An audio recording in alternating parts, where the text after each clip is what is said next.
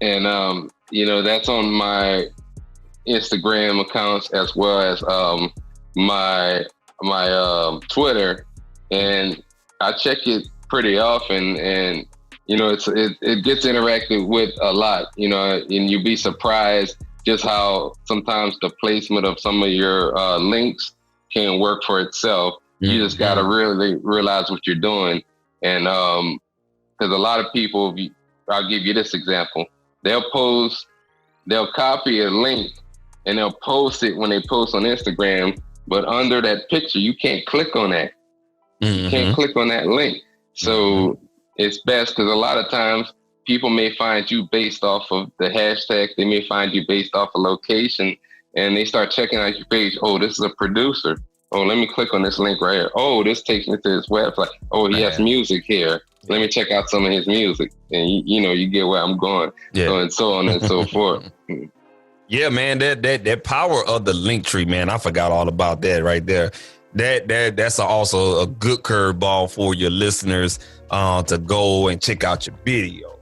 Yeah, social media sites and websites, and then, any other things or whatnot. That link tree is a godsend, man. I'm just going to say it like that, And like you said, man, if you put in there that hashtag link in bio, that can also be something where people just want to find links and just go directly to that right there. So hashtags, link tree, man, that's just good info right there, bro. And I told y'all, man, this dude, he just awesome with it.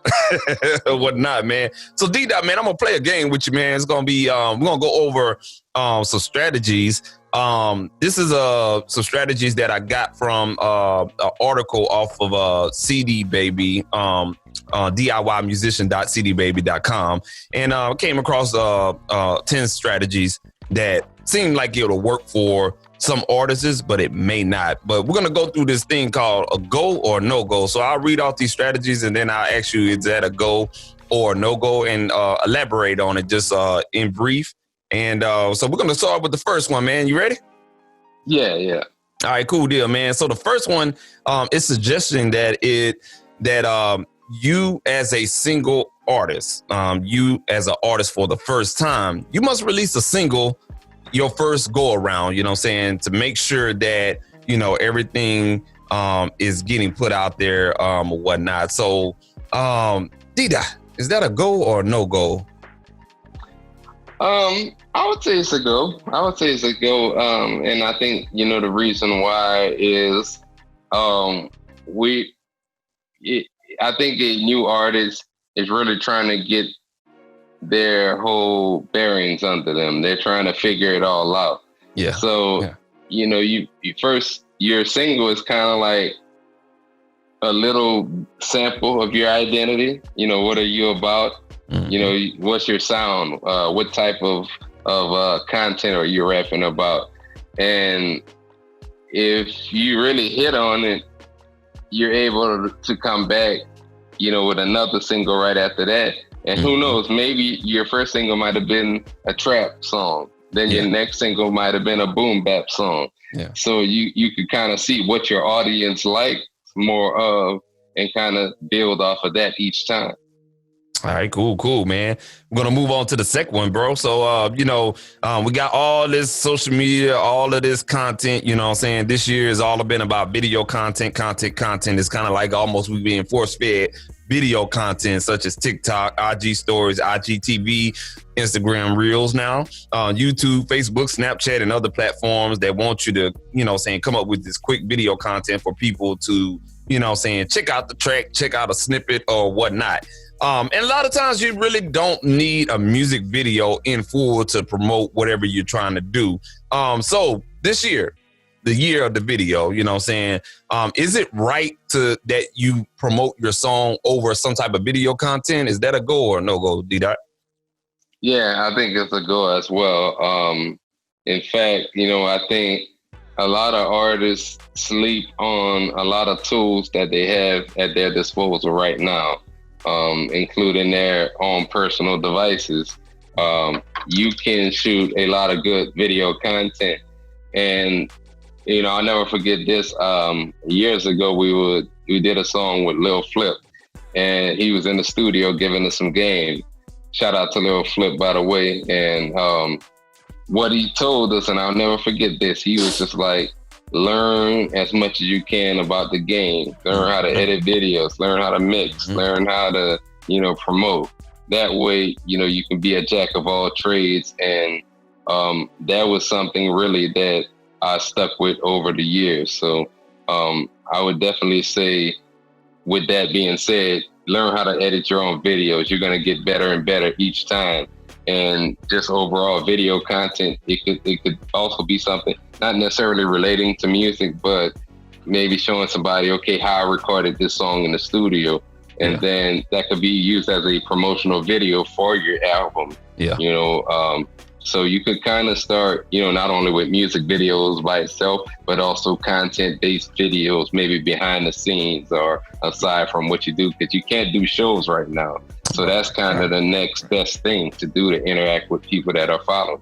Right. Yeah, that's definitely what's up, man. And now just to elaborate what you're talking about, like, whatever device that you're using, editing those videos, like you said, folks, if you on the iPad, you're on your phone, there's video editors out there. And let me throw in a little nugget. Go ahead. And if you like it and you understand it, go ahead and pay for it. That way you don't have that watermark on the bottom left or the right of the screen or whatnot, man. Just so they'll know that, okay, yeah, he put some type of effort into getting the video edited. And that watermark it's kind of like a downer when you see that watermark. Wouldn't you agree, D-Dot? Just a little bit, not too much. Yeah, the thing there's and there's a lot of good like software or apps for editing videos. In fact, I edited couple of videos using LumaFusion on my iPad, and it's probably the next best thing closest to like a Final Cut. Just learn how to use those things. And I know a couple of artists that shoot their own videos. They don't have a video guy. They just get a group of people together. They go out and they do their thing. And your phones are 4K capable now. Most phones can't shoot in 4K. So just because you can't afford a DSLR camera doesn't mean you can't get good quality. Exactly, man. Exactly. Good info, man. All right, we're going to move on to number 3, man. Lead up singles, man, can also, man, they can create excitement, energy for the albums. And, it just depends on how you promote it and stuff like that, hyping it up, everything like that. But time sensitive is always the thing you need to think about. So, D-Dot, is this a go or no go? Time your singles strategically before and after EP small projects and also long LPs, long play projects, which is going to be your albums and stuff like that. So timing your singles strategically, is that a go or no go? I think it takes on 2 different directions depending on if you're a newer artist versus if you're an older established artist. Right. If you're an older established artist, like maybe in your maybe in your city or town, that you may have a large following, go ahead and drop the single or the new album whenever you want to, because you have the crowd and they're waiting for you to drop new music. Now, if you're not a well-established artist, if you're a newer artist, then I would say, yeah, you definitely want to strategize your release. I would say do something along the lines like what I usually do. For example, I've created a 4-week plan on, okay, I'm gonna release this song on such and such a day. Okay. This week, I'm going to promote it this much. And then the next week, I'm going to do a video here. And, just so on and so forth. Every week being able to create something new to connect with. Right. And then what you're doing over that time is kind of like you drop something and you're building up to the next thing. Mm-hmm. Drop it, building up to the next thing. And it's just a constant circle. Cool, man. That's good gems right there, man. We're gonna move on to the 4th one, man. And this one right here may hit home to a lot of artists that may check this out on Instagram, over the podcast platforms or whatnot. stockpiling, you know what I'm saying? All these recordings that you've been doing, you know what I'm saying, over the months, years, sometimes. It depends on who you are, or whatever the case may be, man. And trying to use those in later use. So let's say, for instance, you got off your butt, you got some money saved up or whatnot, and you want to, you know what I'm saying, release some upcoming music or whatnot, you know what I'm saying? And also, you know, you got one hot song you recorded, and then you want to go and, let's say, for instance, you want to do that with a follow-up single, so you record another one.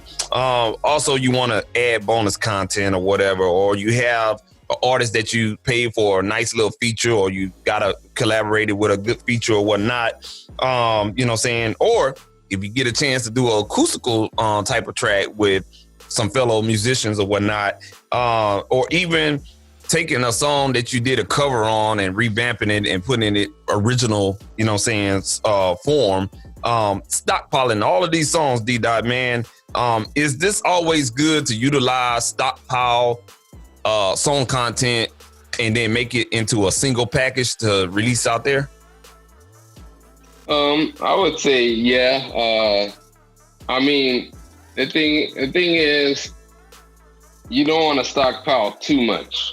You know, I would say, like, some things that I've done in the past was, you know, if I want to come out with an album, I may record 15, 20 tracks, but when I go back through it, I may only like, you know, 8 to 10 of those tracks for a release. But it doesn't mean the other songs that I didn't release, I'm not going to release at some point. You could keep those on the back burner, and you know, we kind of create off of emotion and ideas at that particular moment in time. And you never know if something in those other tracks will kind of go with a theme for our concept or album or mixtape with some of the newer stuff that you've done. So I wouldn't say necessarily that you should release everything, you know, just to release it.